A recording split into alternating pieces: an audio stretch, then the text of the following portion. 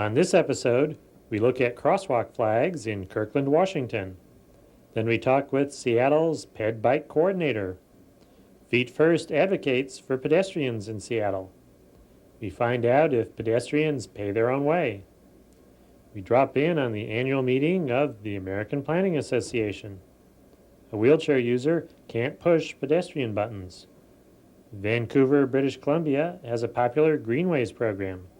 And finally, inconsiderate homeowners create problems for pedestrians. Stay tuned. We're talking with Dave Godfrey, who's a transportation engineering manager with the city of Kirkland, Washington. What are these orange things we're standing next to? Well, they're an example of our PED flag program, John. And how long has that been going on? We started with our first sites in August of '96. And where'd the idea come from? How did it get started?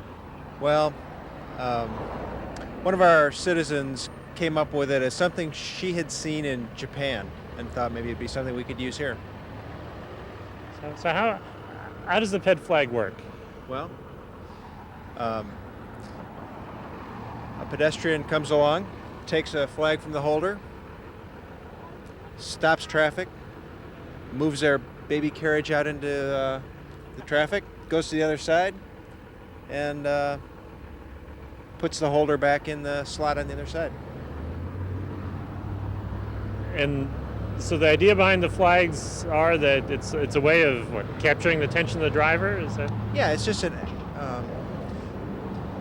when we started this program, we kind of felt like we had thought of most of the obvious things, and we're just trying to go one step farther. It's just a way for a pedestrian to attract the attention of a driver a little more easily.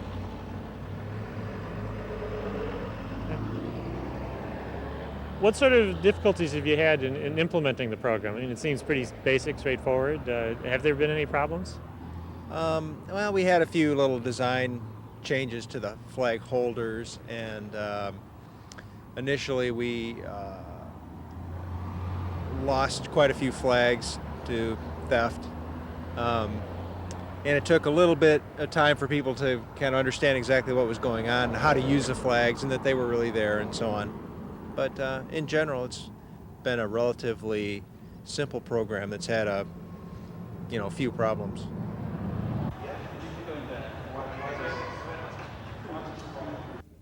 We're talking with Peter Lagerway, who's a pedestrian and bicycle coordinator for the city of Seattle. What does a pedestrian and bicycle coordinator do?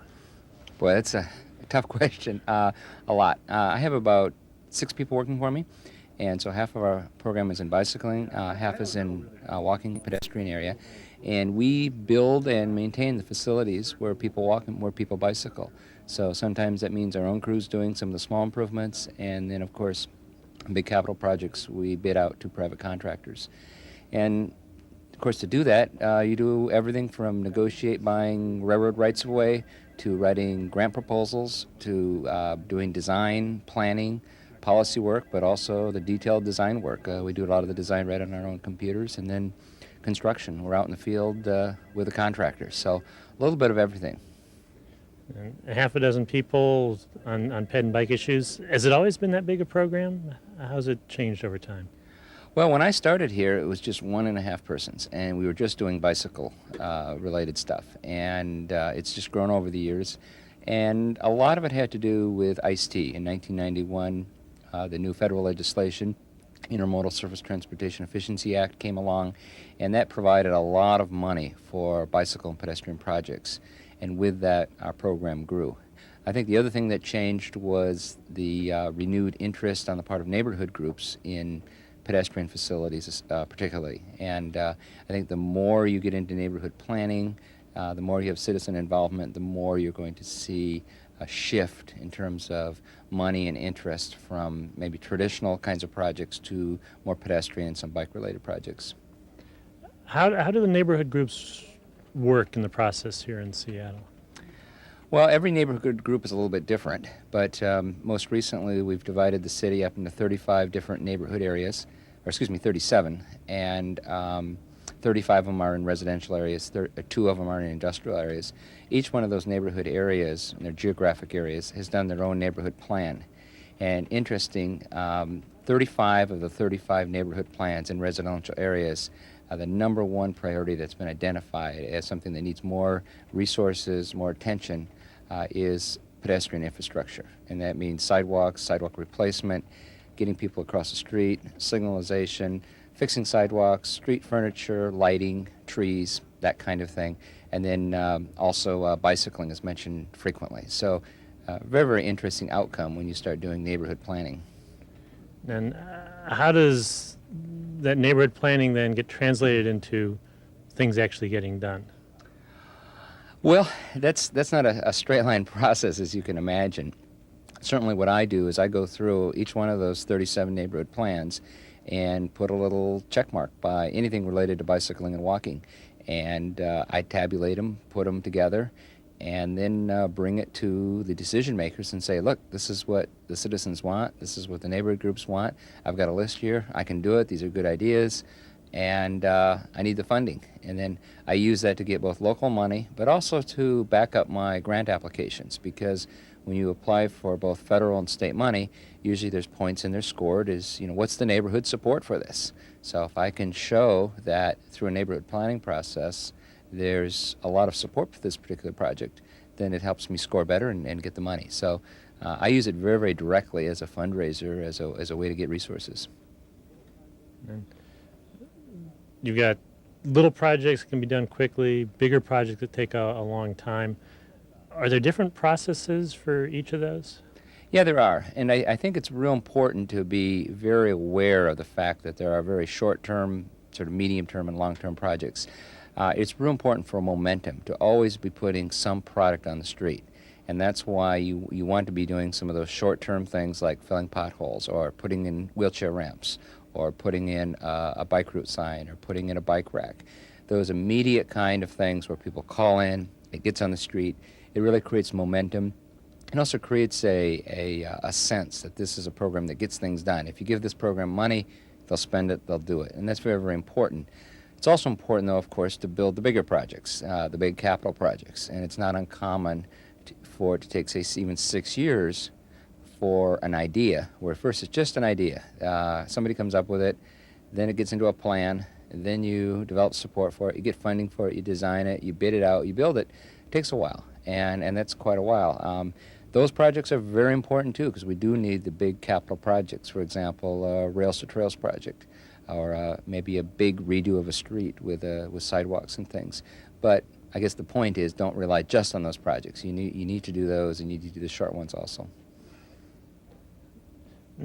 Seattle's part of a larger metropolitan area. Do you find that you have to work much with the other jurisdictions, or is more this local within the city? Well, in a day-to-day sense, no. We don't need to work a lot with the other jurisdictions. I mean, the number of roads that connect Seattle to other jurisdictions are not that many because we have water on both sides. But in more of a general macro sense, absolutely, because a lot of the money we get is state money and federal money. And so if the money is going to continue to flow, it's real important that there be demand and distribution of that money to all jurisdictions. If Seattle is the only recipient of pedestrian or bike money, that money is going to dry up very, very fast. It's very, very important that all the different jurisdictions get good bike projects, good pedestrian projects, so it builds constituency support for keeping that pot of money available.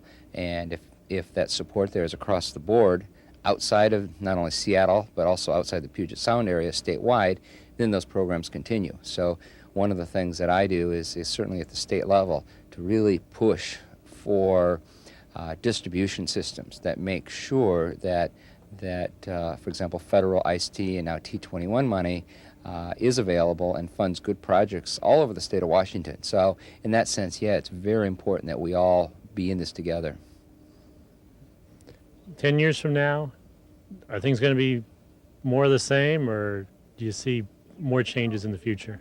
Well, one of the, I guess, the macro kind of changes that's occurring, I think, all over the United States is decentralization, both of of funding and decision making. And so I think what you're going to see is a lot more diversity in terms of different communities having a different vision, having different outcomes, spending their money differently. And so you're going to find some communities spending almost no money promoting bicycling and walking, and there are going to be communities where you simply can't walk. There's no sidewalks, big wide arterial streets.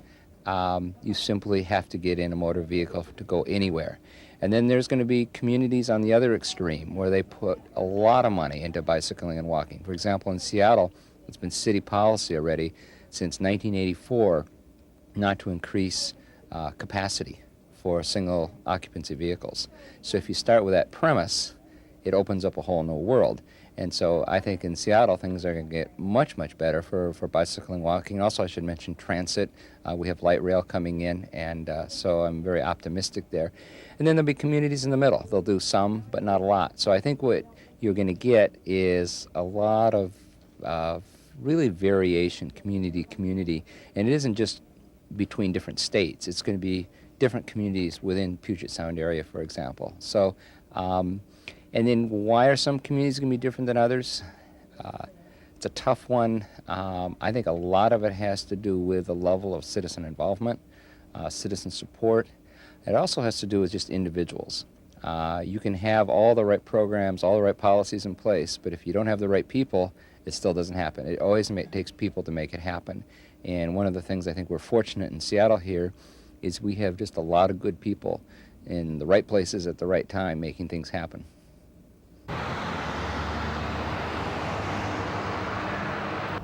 We're in Seattle, Washington, talking with Bill Spence with Feet First. What is Feet First? Well, Feet First is a pedestrian advocacy organization. We focus on the Seattle, we like to say the greater Seattle area, but for now it's pretty much in Seattle, and with hopes of eventually growing. How'd you get started? Well, there's a statewide organization here called All-Trans, the Washington Coalition for Transportation Alternatives, which actually just changed their name to Transportation Choices, but that's not really the point. Point is, they had an annual meeting one year, and Nancy Christie of the Willamette Pedestrian Coalition came up and did a presentation about how that group got started and what they've been able to do for the Portland area for pedestrians. And we had a breakout session after that presentation, and a group of us from that point on have been meeting and trying to figure out, hey, how can we get advocacy going here in the Seattle area for pedestrians? There's a need. We've got the desire, so let's make it happen. So what issues are you looking at now you're getting organized? Well, we had a voter-approved initiative 2 years ago called Sound Transit, which is, basically it's going to put a light rail system in Seattle area and also extend it down to Tacoma. Also includes commuter rail, extended bus service, that sort of thing. It's a huge initiative, and what we want to do is make sure that when they're putting stations in for both the commuter rail and the light rail, that they're accessible to pedestrians. We think that's going to be the key customer base for them, and we want them to look, half-mile radius, say, around the stations, and be sure they identify the networks that pedestrians are using, make sure they're safe, make sure it's accessible, and we think it's to the benefit of not only the pedestrians but to Sound Transit, because we think the ridership will go up. So that's one of the big initiatives at this point. Another one we're looking at is the City of Seattle is about to review their crosswalk marking policy, and we want to get in and be sure that it's done right. It's the first time it's been done. I say redoing. It's actually the first time it's been done, and one of the few cities actually in the country that is doing it, from my understanding. And so we want to get in and be sure that that the right intersections, the appropriate crossings are put in place, the appropriate markings, the appropriate signage, and make sure that's codified so that when an engineer goes in to either put a new road in or retrofit a road or look at an existing intersection, that they've got a solid set of guidelines that they can go in and use, and we hope to make it, because of that, we hope that there'll be a lot more safe crossings in Seattle.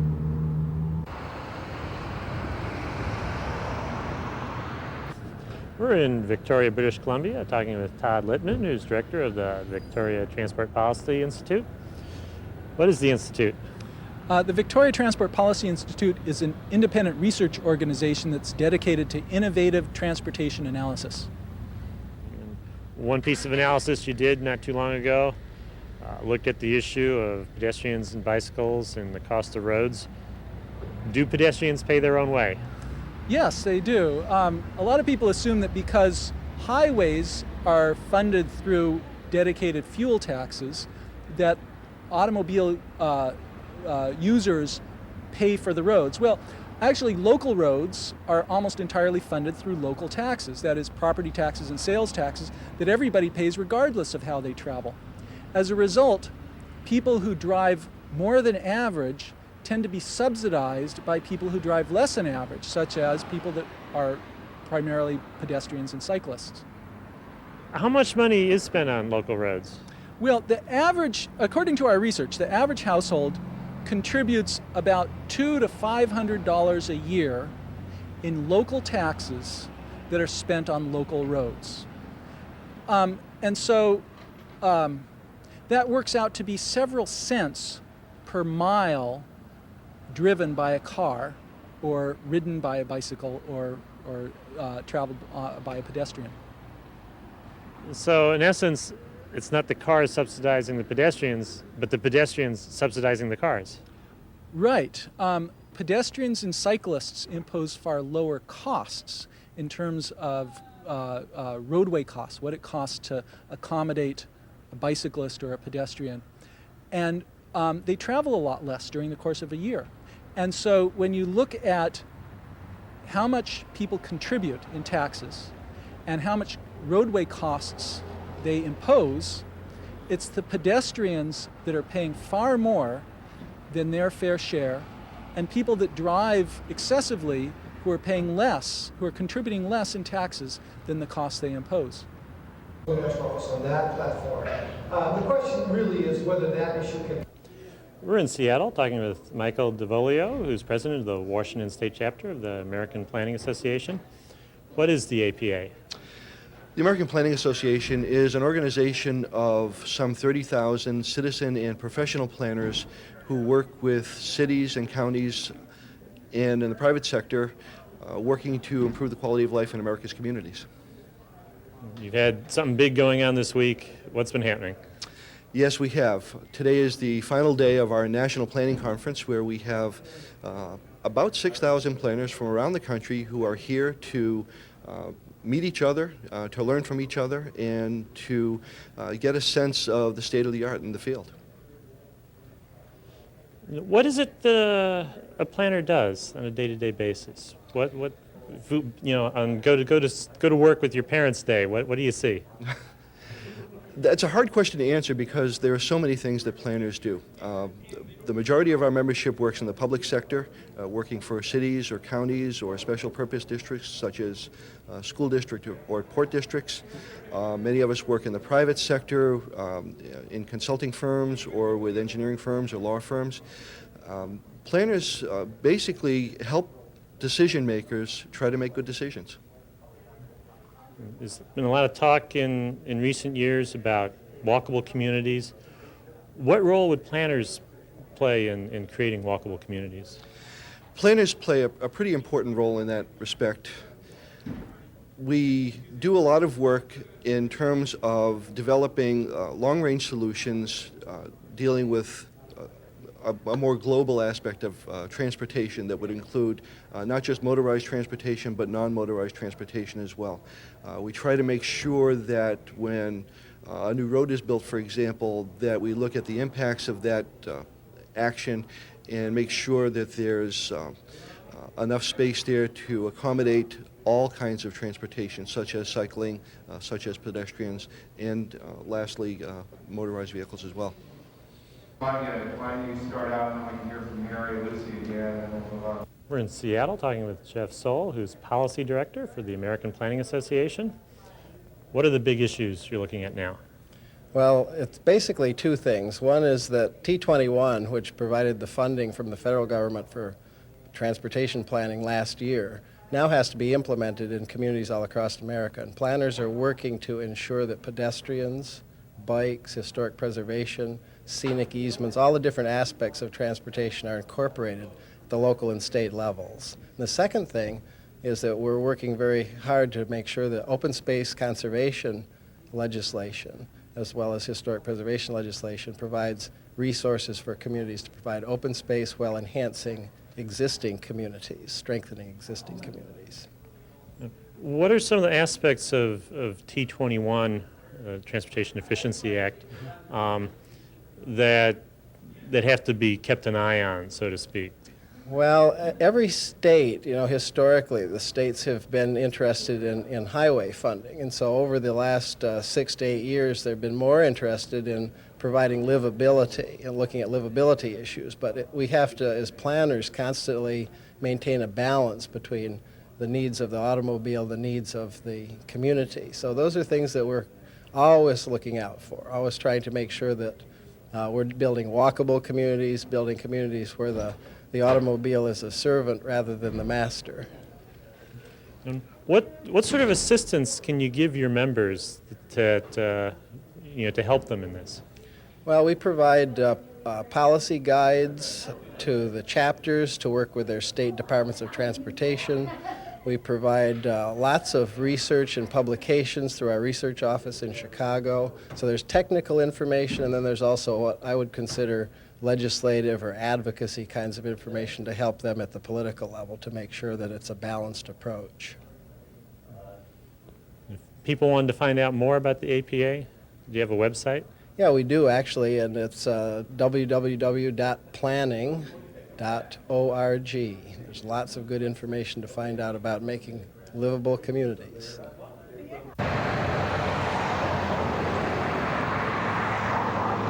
We're in Shoreline, Washington, talking with Crystal Chrome. What sort of troubles did you have getting around your neighborhood in your wheelchair? Crossing busy streets and access public transportation and where there's buttons that you have to push in order to get the light to change for pedestrians. I'm obviously paralyzed from the neck down, not able to get to the pedestrian button, and so I just make a wild guess at when to cross. Like when the traffic's not moving, I move, and I never know what the signal's telling the drivers and the cars, and I feel like I'm playing chicken. And What did you do then to try to make the buttons accessible to you?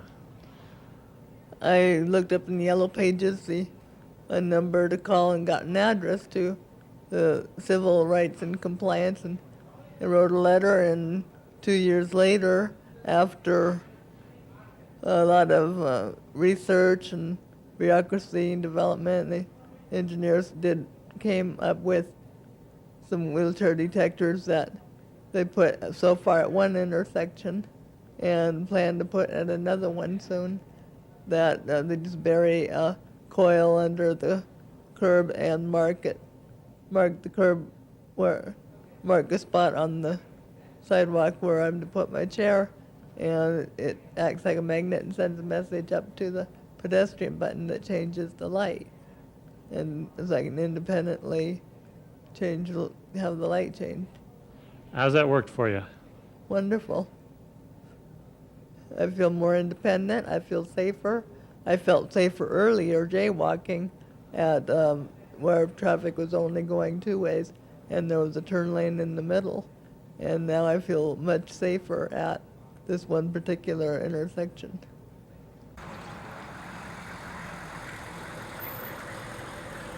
We're in Vancouver talking with Alan Duncan, who's a planner with the Greenways program.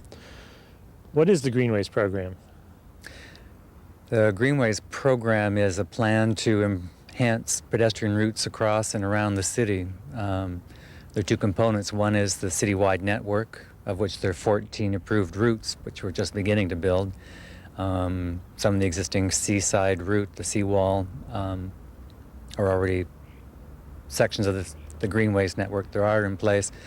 About 50% of the Greenways network will be on street, where we'll be retrofitting existing streets to make them more pedestrian and cyclist friendly. And when we say cyclist friendly, thinking of, a family who wants to go out for an outing on the weekend with the kids, not just commuter cycling. The other component is what we call neighborhood greenways, and this is Prince Albert Neighborhood Greenway. And neighborhood greenways are different. They can be very small and not necessarily be part of a larger network, but can make a more localized connection or provide more of a local focal point or recreational area.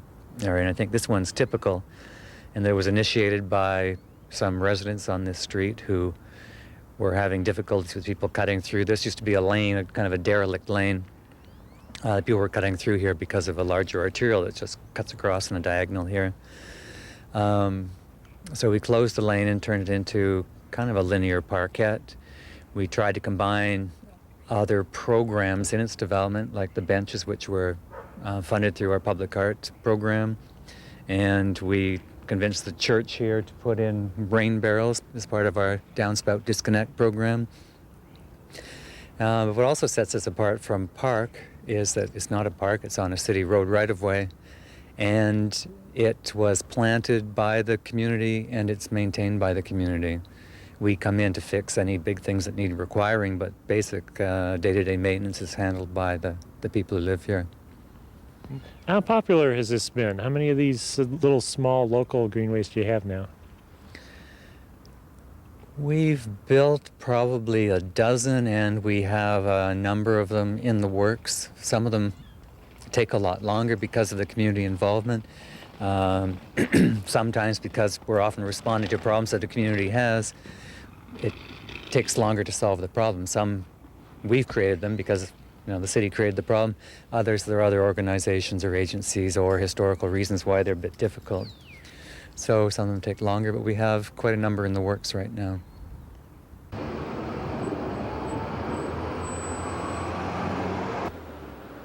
There's a problem in a lot of places where homeowners allow their shrubbery to grow out over the sidewalk and block the path of pedestrians. But we have a problem here that's even worse. This is a poison ivy vine growing out over the sidewalk. Pedestrian walking by here brushes against it. It's going to develop a nasty rash when they get home. Homeowners should keep vegetation of all types cut back well away from the edge of the sidewalk. We'll all be happier for it.